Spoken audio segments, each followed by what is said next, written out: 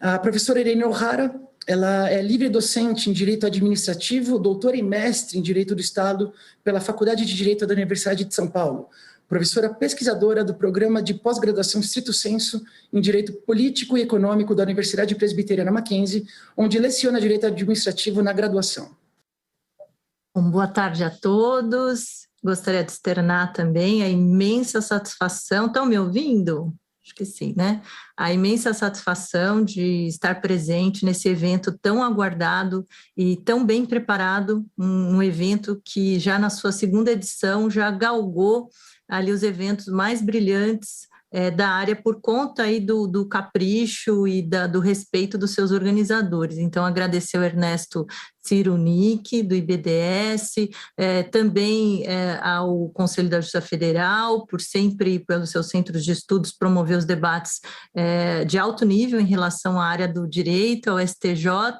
e saudar a presença aqui, que é um orgulho de estar no painel junto com o Rafael Valim e com o Jaime Gamboa, que fez essa exposição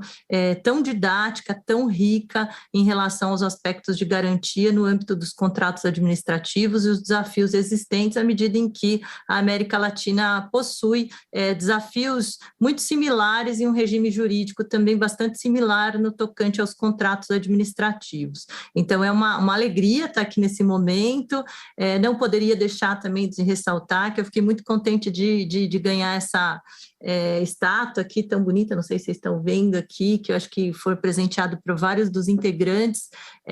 do evento, que foi uma sensibilidade, né, em relação não só à questão artística, né, que é grandiosa, né, em relação ao artista polonês aqui, de descendência polonesa, né, o Wojtek Kościewa, espero que eu esteja falando certo aqui o nome dele, mas eu tive a oportunidade, sim, de entrar no link para ver o histórico em relação a essa escultura em particular, e eu achei muito sensível, como arte me suscitou várias indagações, e ao assistir o vídeo ali que foi disponibilizado muito sensivelmente, e ver o artista falar sobre o quanto que as máscaras, no fundo, acabam se transformando na atualidade em lixo urbano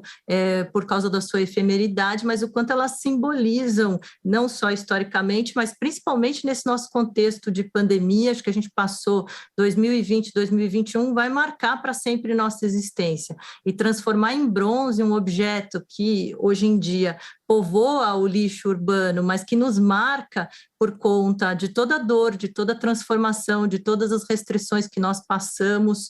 por todo o medo que nós passamos nesse período de pandemia, foi muito sensível, inclusive com o nome, né, da arte, que é Still Life, que nos indica também uma ponta de esperança, né? Acho que a gente está retomando a nossa vivência com as vacinas e principalmente com as máscaras, né, ao espaço público, e trazer em bronze algo que é do espaço público, imortalizando a máscara, que é um símbolo de proteção e por consequência de seguro. Eu achei isso muito sensível e não pude deixar de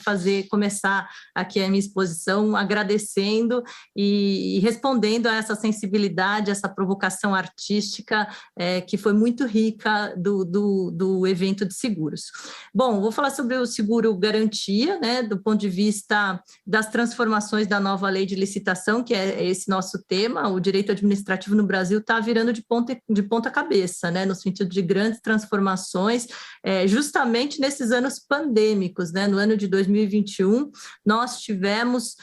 grandes transformações com a nova lei de licitações e contratos, alteração na improbidade. Então, de fato, são muitas mudanças e a gente não poderia deixar de falar de seguro-garantia sem trazer quais foram as principais mudanças da Lei 14.133 de 2021, que já nos desafia em relação à sua aplicabilidade. É uma lei que vem a substituir a Lei 8.666, né, que, de certa forma, não inova na sistemática geral de garantias do diploma anterior, mas traz o seguro-garantia com cláusula step-in como uma grande novidade. Então, em termos de obras de engenharia, principalmente, nós temos o incorporar de um avanço tecnológico, transformador, na seara da nova lei de licitações, que já traz tecnologia BIM, já traz a questão da acompanhamento 3D, da filmagem das obras, né, por imagens e vídeos, o que facilita também, principalmente em tempos pandêmicos, facilita a fiscalização, facilita para o Comitê de Resolução de Disputas, Dispute Boards, que já estão previstos na nova lei. São Paulo, por exemplo, no período de pandemia, se transformou num verdadeiro canteiro de obras, né? E a gente percebe o quanto as obras evoluíram em termos tecnológicos, porque hoje a gente já tem uma previsão exata ali num cronograma de finalização por conta desses avanços que serão certamente analisados aí do ponto de vista das seguradoras quando efetivamente esse mercado novo de seguro-garantia com cláusula de retomada estiver em plena aplicabilidade com seus percentuais previstos na nova lei. Então, a ideia é que haja efetivamente o aproveitamento desse mercado de contratações públicas, que é muito grande no Brasil e no mundo, né? Os estados do mundo, os estados nacionais, são os principais compradores e também aqueles que investem e que, de fato, estimulam essa construção na área de infraestrutura, sendo o segmento de contratações públicas o grande segmento, efetivamente, dos países. Desse ponto de vista, nós temos que as licitações, né, isso já vem até do diploma anterior da Lei 8666, no artigo 3º, já a partir de 2010, houve a inclusão do objetivo de promoção de desenvolvimento nacional sustentável por meio das licitações. E atualmente nós temos no artigo 11 a reprodução dessa noção, né, de objetivos metacontratuais de promoção de desenvolvimento por meio da licitação, com acréscimo do objetivo de inovação. Então, a gente sabe que o mercado é pujante em relação à promoção da inovação e que o Estado empreendedor é aquele que toma consciência da sua capacidade, né, como diz o Alessandro Ottaviani, tem a imaginação institucional, né, no sentido de desenhar e estimular a criação de novos mercados, e isso já está antevisto em relação à questão da licitação, porque a licitação não é mais simplesmente algo que se busca uma contratação mais vantajosa, mas há um planejamento das licitações enquanto poder de compra pública e transformação da infraestrutura para que haja efetivamente a formação de novos mercados, para que haja inovação, para que haja objetivos e políticas públicas de promoção de desenvolvimento. Então, do ponto de vista constitucional, né, dentro da ordem econômica, nós temos que o artigo 174 da Constituição determina que o planejamento, né, no fundo, ele é determinante no caso do poder público, né, e indicativo no caso do setor privado. E, tendo em vista o setor de compras governamentais a induzir, né, a questão do desenvolvimento, num relacionamento entre público e privado que se dá nos contratos administrativos, nós temos essas duas facetas muito presentes no setor de compras governamentais, e contratações públicas, né, porque o poder público ele modela as licitações em caráter determinante, com seu planejamento, e ao mesmo tempo ele induz a formação de um mercado fornecedor de determinados produtos e determinados serviços, até de serviço também de seguro garantia, depender de como for regulamentado e de como for regulado esse setor diante dos desafios existentes. E a grande novidade que nós temos na nova lei de licitações e contratos seria o seguro garantia com cláusula de retomada em relação a contratações de obras de grande vulto. Portanto, para evitar exatamente o quê? O problema das obras inacabadas, né, que se costuma chamar de elefantes brancos, né, no sentido negativo da palavra, ou seja, é uma expressão figurada, elefante branco, a indicar aquela circunstância de desperdício de recurso público, de ineficiência,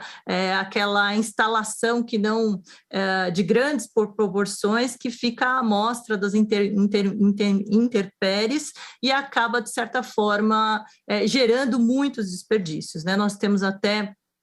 uma auditoria com diagnóstico em relação às obras inacabadas que foi feita pelo Tribunal de Contas da União em 2019, né, que está expresso no Acórdão 1079, em que foi feito um diagnóstico em relação a essa circunstância, e esse diagnóstico indicou que para cada 10 bilhões de obras paralisadas, nós temos 10 vezes mais consequências do ponto de vista econômico e social, ou seja, isso chega a gerar um impacto econômico e social da ordem de 130 bilhões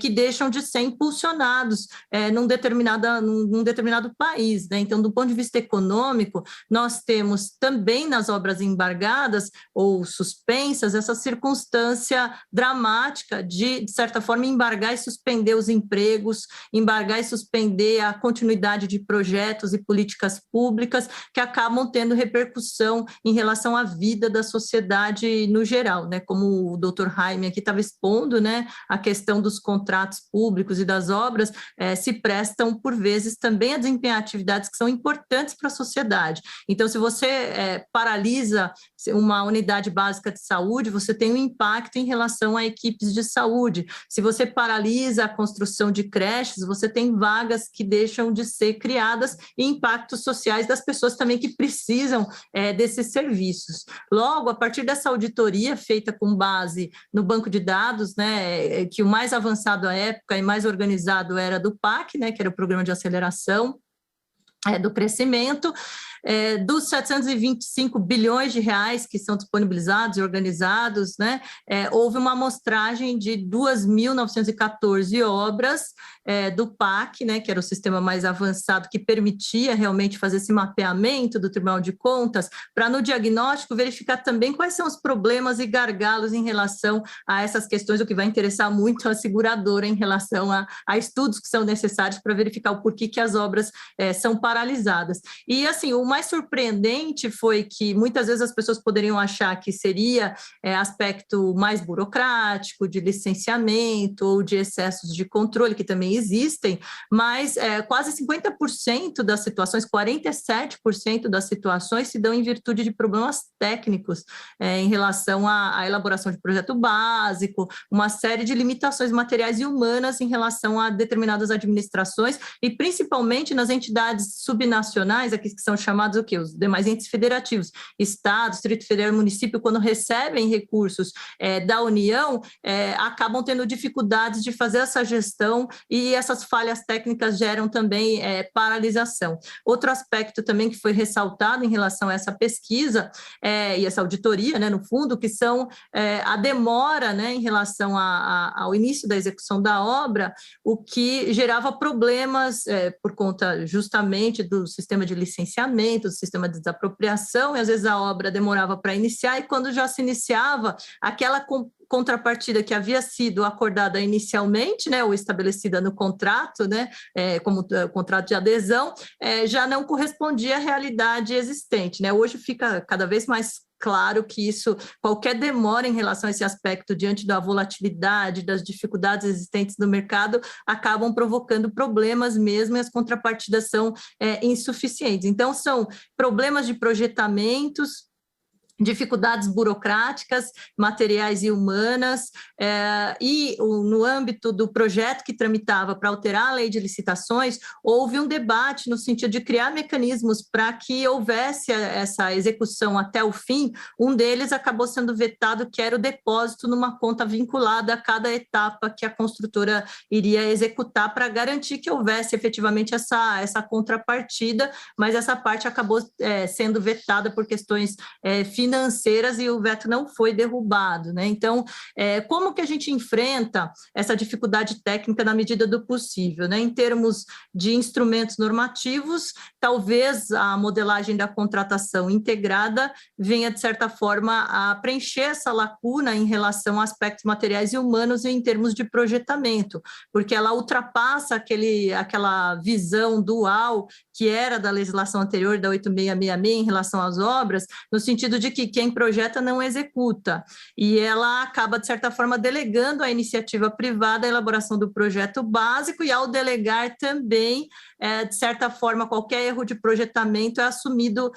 pela construtora, pela iniciativa privada que vai realizar essa obra. Então, desse ponto de vista, acho que é uma forma, talvez, de suprir uma assimetria em relação a aspectos técnicos por parte da administração pública. Outro aspecto é que a nova lei de licitações também permite a contratação mais célere de empresas e profissionais aptas ao assessoramento técnico da administração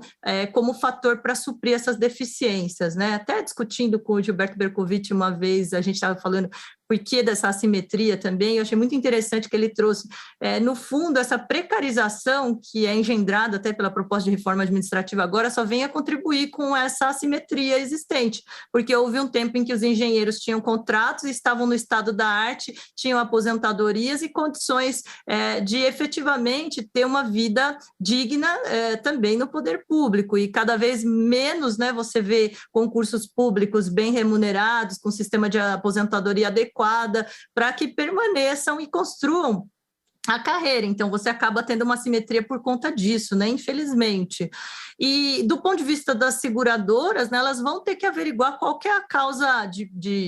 enfim, de paralisação da obra para efetivamente verificar, embutir os seus custos e os seus riscos, né, efetivamente nessa questão do cálculo do seguro, que é uma questão econômica complexa, né, que nela influem a temperatura da estabilidade institucional de um país, os prejuízos de pagamento de precatórios também pode influenciar, a celeridade e a morosidade do Poder Judiciário ou a circunstância da arbitragem ser estabelecida e ser estabelecida a contento, a qualidade da segurança jurídica da interpretação dos órgãos de controle, né, em relação a esse projetamento de obras públicas, também é algo que pode influenciar em relação à estipulação dos riscos que existem no tocante à questão das obras públicas, né, e colaboram muito com essa transformação, de fato, a possibilidade da arbitragem, que já é incorporada aqui também na nova lei de licitações, mas já estava presente de forma bastante intensiva nos contratos administrativos a partir de 2015, e agora também o Comitê de Resolução de Disputas, que pode fazer um acompanhamento para e passo para que não haja qualquer problema na execução do contrato e não deixar para ser uma discussão a posteriori com os gastos que são, de certa forma, incorporados. Mas existe uma preocupação desse estado de coisas, de instabilidade, justamente porque, se for mais instável e movediço, o terreno no qual vai se estabelecer o seguro-garantia, mais caro vai ser. E se for mais caro também, mais cara vai ser a obra e todos nós vamos pagar mais caro por isso, né? Esse debate em relação à questão pública, ainda que tenhamos visto ali na exposição brilhante do professor Tom Baker, da Harvard, né, que no mercado de seguros, de fato, a própria insegurança é um insumo a ser ponderado e alavancar diversos players, mas quando a gente fala em obra pública, em contratos públicos, em gastos públicos, a gente fica sempre com aquele desejo de maior estabilidade em relação a esse aspecto do seguro-garantia e a situação mesmo de execução contratual. Então, a cláusula step-in, que seria essa cláusula em que a seguradora de fato assume a execução da obra caso haja o inadimplemento, ela foi inspirada nos Estados Unidos, em que eles já tinham, desde o Miller Act de 1935, uma presença do performance bound, que seria essa contratação pública de maior vulto, em que você evita essa paralisação e os impactos justamente pelo fato de você ter a obrigatoriedade no caso da contratação de seguro-garantia com cláusula de retomada. O mercado norte-americano, ele pratica valores bastante elevados para a nossa realidade, então ele pratica 50%, chega a alcançar 100% do valor em alguns estados existentes ali, né? Então,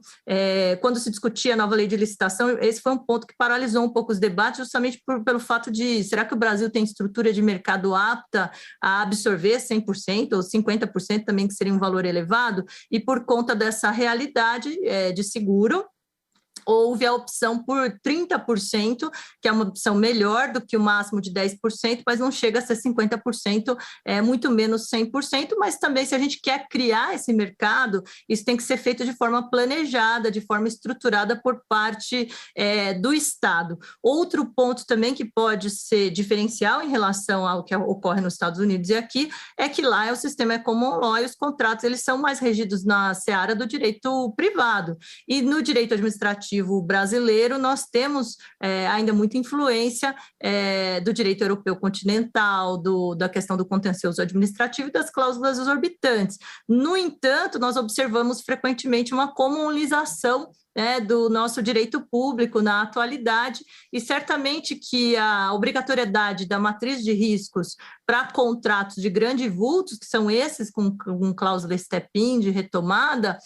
isso vai gerar uma customização muito maior dos contratos administrativos, afastando a possibilidade sempre de trazer a questão do reequilíbrio econômico-financeiro com maior frequência, porque a própria nova lei de licitação impede essa situação. Então, nós vemos que, por ser um sistema econômico complexo, a regulação desse mercado é bastante complexa, porque isso engloba estruturas financeiras de mercados, instituições de crédito, o capital produtivo e sua capacidade e aptidão, aliás, bastante prejudicado até pela Lava Jato, né, o Valfrido Vardi que traz, que é importante realmente a gente combater a corrupção e o câncer que acomete um corpo, mas sem matar o corpo, né, nesse processo ali, preservando aquilo que é útil e importante para a nossa sociedade, né, no caso, nosso capital produtivo, as construtoras, a capacidade e aptidão delas de realizar os serviços já com novas práticas depois das transformações todas legislativas e aquelas mudanças que são implementadas. E também os recursos que compõem o capital de empréstimo. Logo, a situação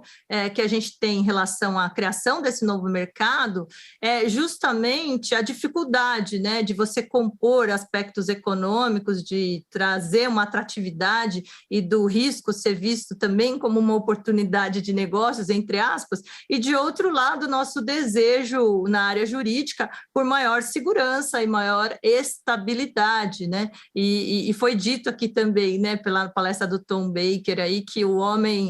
esse ditado Yiddish, né, que o homem planeja, Deus ri, né, no sentido do quê? Que às vezes a gente faz todos os nossos cálculos ali, a gente faz toda a nossa tessitura jurídica numa trama prospectiva e o acaso ri da gente, né, se a gente for pensar quem no começo de 2019 ia colocar numa matriz de risco uma pandemia dessa monta, né, e o destino acaba sempre desafiando a gente com novas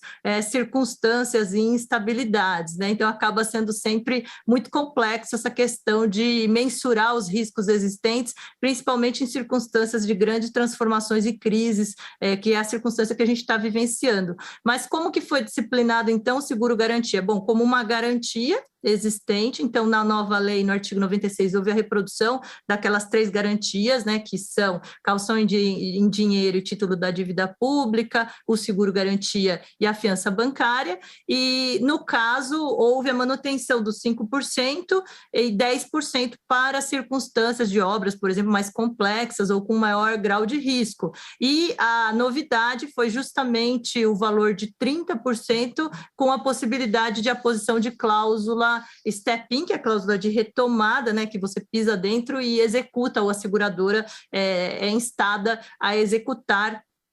a obra, né? Em tese, o particular opta pela modalidade, a gente vai discutir até isso, se realmente isso vai ser o que vai acontecer, e aí, antes de firmar o contrato e um mês após a homologação da licitação, ele tem que fazer a garantia, né? Tem que efetivamente ter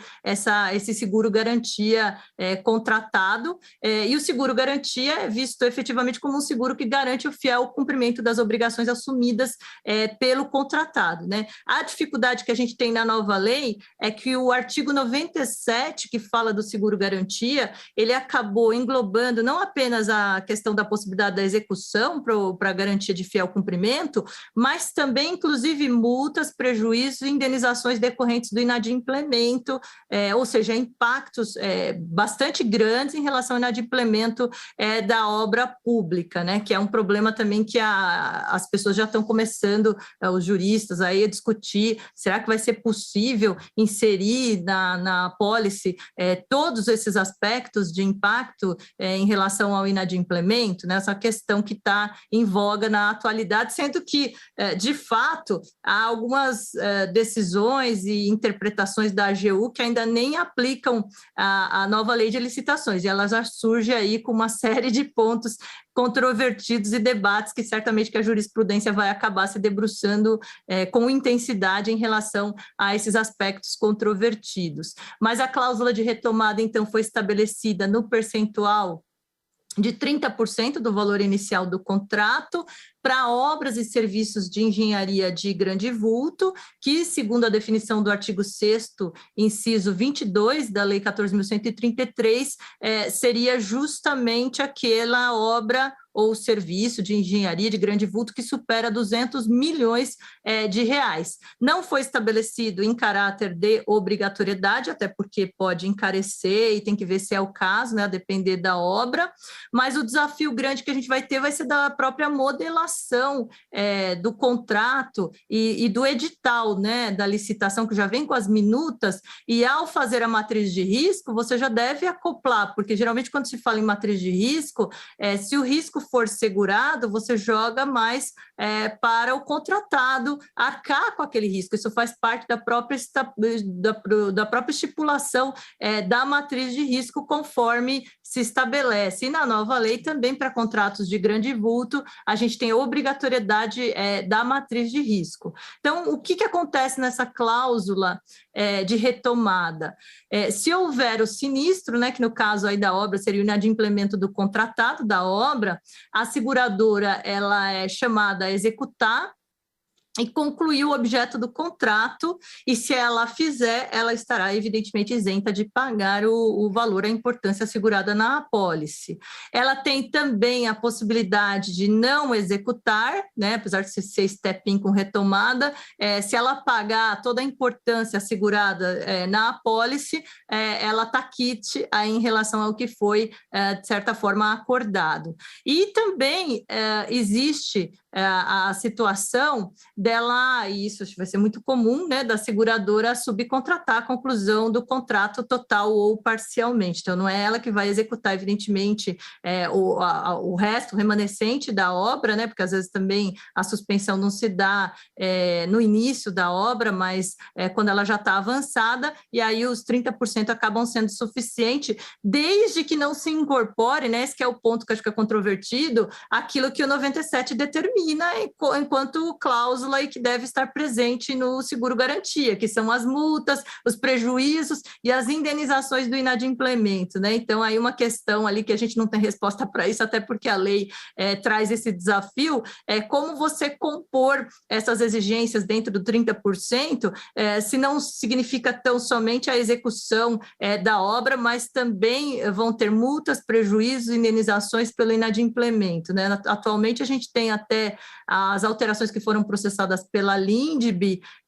conforme a Lei 13.655, em que se determina que há uma necessidade, né, de limitação em relação a exigências que sejam anormais e excessivas. E aí vai ser o judiciário que, de fato, vai dar, ou os órgãos de controle que vão dar essa interpretação em relação à questão do seguro-garantia. Mas um ponto positivo aqui, para não ficar falando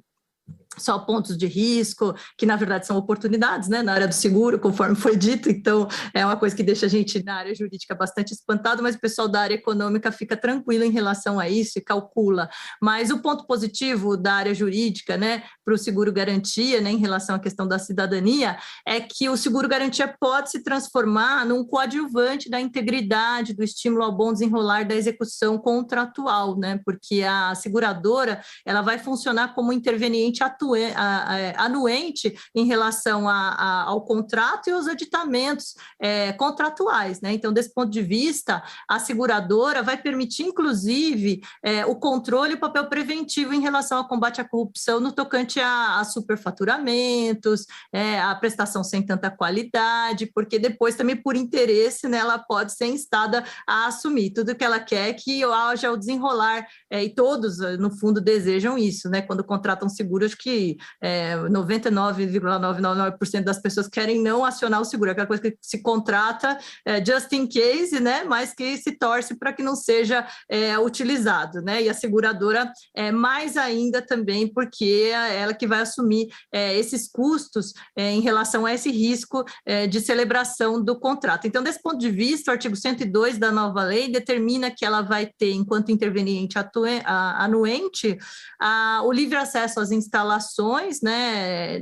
da execução do contrato, né, que é chamado ali canteiro de obras, acompanhar essa execução, ela vai poder ter acesso à auditoria técnica e contábil para acompanhar e requerer esclarecimentos ao responsável técnico da obra. Então, ela vai funcionar como um fiscalizador em relação às obras, e isso vai ajudar bastante, porque um dos diagnósticos do Tribunal de Contas foi realmente falhas e omissões na fiscalização das obras públicas. E aí, por interesse, evidentemente, que a seguradora vai ter o maior interesse em acompanhar se está sendo bem desdobrada a execução dessa obra. Então, esse é o ponto que talvez possa ser muito positivo também em termos de reflexos e externalidades diante da disfunção do controle na execução das obras públicas no Brasil, no geral, né? Principalmente dos entes subnacionais, que às vezes têm deficiências humanas e técnicas para acompanhar a execução dessas grandes obras. Então, para finalizar, a minha exposição aqui é uma mudança significativa, né? A gente abre oportunidade em que o Estado vai criar esse novo mercado, que vai dar uma dinamicidade no seguro, e já estou ansiosa para ouvir o professor Rafael Valim em relação à sua exposição, dizer que eu sou também uma admiradora do trabalho do Valim na nossa área do direito administrativo e também demais áreas, né? Que ele tem grande sensibilidade para a questão dos problemas nacionais, né? E é respeitado não só nacionalmente, né, internacionalmente, um dos grandes referenciais, e dizer que para mim é uma alegria estar aqui nesse momento dessa interlocução importante dessas grandes transformações legislativas na área do direito administrativo, mas principalmente na área do seguro-garantia no âmbito da nova lei de licitações. Obrigada, doutora Irene. Obrigada, doutora Irene, pela sua rica exposição, que trouxe provocações aqui para falarmos depois na fase de debates, questões super interessantes e atuais do tema.